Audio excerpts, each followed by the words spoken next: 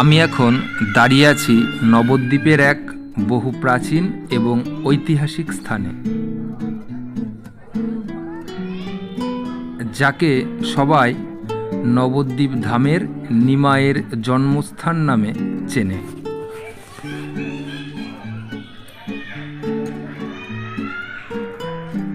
এই মন্দিরে আমি মাঝে মাঝেই আসি। আমার বাড়ি নবদ্বীপেই। মন্দিরে আসতে আমার ভালো লাগে। আর বাইরে থেকেও প্রচুর মানুষ এই মন্দিরে সবসময় ঘুরতে আসে।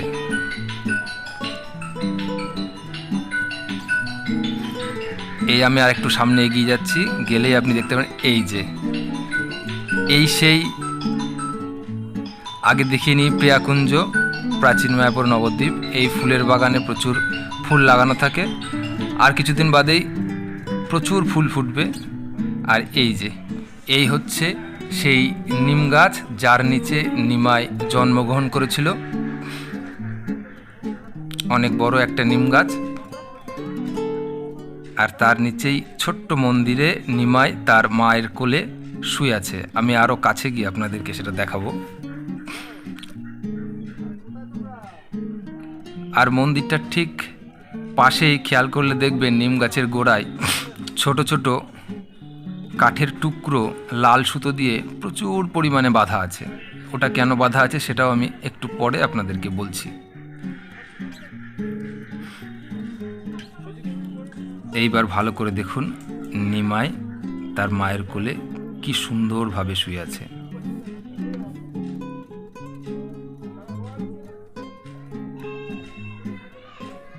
এই মন্দিরে যদি আপনারা আসতে চান, যদি হাওড়ার দিক থেকে আসেন, তাহলে হাওড়া কাটোয়া লোকাল ট্রেন আছে, ওই ট্রেনে চেপে নবদ্বীপ ধাম স্টেশনে নামবেন। সেখানে নামার পর দেখবেন প্রচুর টোটো আছে। টোটোওয়ালাদের যে কোনো কাউকে বলবেন নিমাইয়ের জন্মস্থানে যাব, তাহলেও মাথাপিছু 15 থেকে 20 টাকা ভাড়া নেবে, দিয়ে আপনাদেরকে এখানে খুব সহজেই নিয়ে আসবে। এই যে আমি আরও কাছে যাচ্ছি, এই দেখুন ছোট ছোট কাঠের টুকরো লাল সুতো দিয়ে বাঁধা আছে। এবার বলি, এই মন্দিরে যারা ঘুরতে আসে তাদের যা মনোকামনা থাকে সেটা পূর্ণ করার জন্য এই ছোট ছোট কাঠের টুকরো লাল সুতো দিয়ে এই গাছে বেঁধে দিয়ে যায়। এই বিশেষ ধরনের কাঠের টুকরো এখানেই কিনতে পাওয়া যায়। তা আপনি চাইলেও আপনার যদি কোনো মনোকামনা থাকে, তাহলে এই কাঠের টুকরো এখানে বেঁধে দিয়ে যেতে পারেন।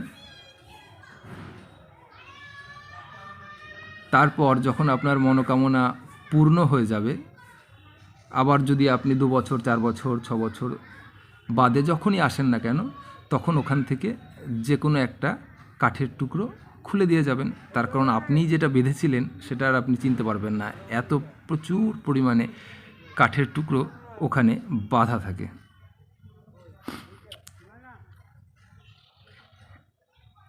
এবার এই মন্দিরের পাশেই রয়েছে একটা শিব ঠাকুরের মূর্তি।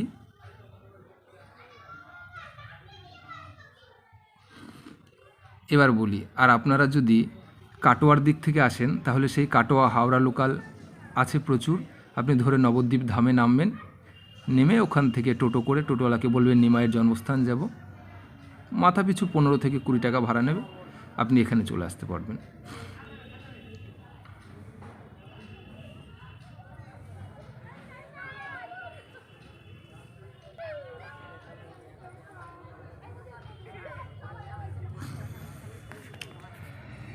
এই যে মন্দিরের ভিতরে রয়েছে একটা বড় স্টল, এখান থেকে আপনি যে কোনো ঠাকুরের বই বা ঠাকুরের মূর্তি ইচ্ছা করলে কিনতে পারেন। আর এই মন্দিরে আপনি যদি মনে করেন প্রসাদ পাবেন, তাহলে এখানে সকালবেলা 10টা পর্যন্ত কুপন দেওয়া হয়, সেটা সংগ্রহ করে আপনি দুপুরে এখানে প্রসাদ খেতে পারবেন। ওই যে ওইদিকে মন্দিরের কাজ আরও চলছে, মন্দিরটাকে আরও বড় করা হচ্ছে। এবার আমি দেখাবো মন্দিরের যে জায়গাটাতে প্রত্যেক দিন নাম কীর্তন হয়। প্রত্যেক দিন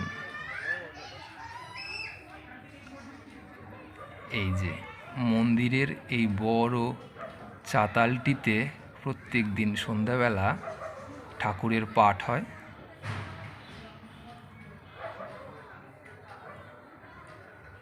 আর এই পাঠ শুনতে মন্দিরের আশেপাশের পাড়া থেকে প্রচুর বয়স্ক মানুষ প্রত্যেক দিন সন্ধ্যাবেলা এখানে আসেন।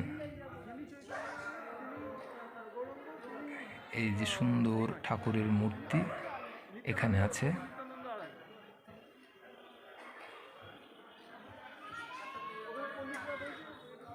এটা এমন একটা জায়গা যেখানে সব মানুষই একবার না একবার আসতে চায়।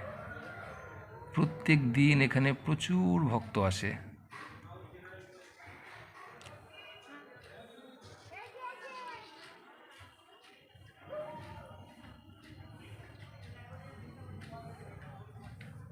এই নিম গাছের নিচেই নিমাইয়ের জন্ম হয়েছিল, তাই এই জায়গাটার নাম হয়েছে নিমাইয়ের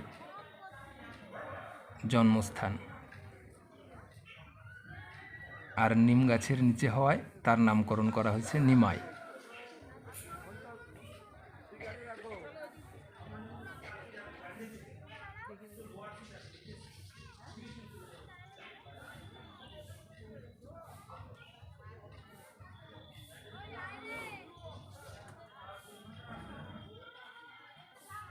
আর এই মন্দিরের পাশেই আপনারা যদি ইচ্ছা করেন থাকবেন, সেখানে ঘর ভাড়াও দেওয়া হয়।